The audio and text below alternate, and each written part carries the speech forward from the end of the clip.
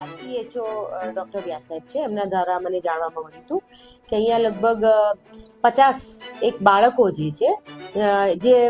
પોણા 2 વર્ષથી શરૂ કરીને 18 વર્ષ સુધીના એવા બાળકો કેન્સર પીડિત છે. અને એમાં લગભગ એમ ગણીએ તો 75 થી 80% બાળકો લ્યુકેમિયાથી એટલે બ્લડ કેન્સરથી પીડિત છે.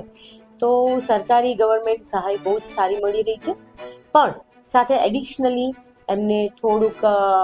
પોષણમાં અને ટ્રીટમેન્ટમાં સપોર્ટ મળી રહે, બસ એ ભાવથી સુરક્ષા સેતુ સોસાયટી પોલીસ તરફથી જે શરૂ થઈ છે, એટલે વર્ષોથી કામ કરે છે. એટલે સમાજના કોઈ પણ વર્ગને સુરક્ષા સેતુ સોસાયટી અંતર્ગત જે સહાય પૂરી પાડવામાં આવતી હોય છે, એના ભાગરૂપે આ જે કેન્સર પીડિત બાળકો છે એને અમે દર મહિને જે એમને પોષણ પૂરતું મળી રહે, પ્રોટીનને લગતી અને એમના ડાયટને લગતી પ્રોપર કીટ દર મહિને 50 બાળકોને આપવામાં આવી રહી છે.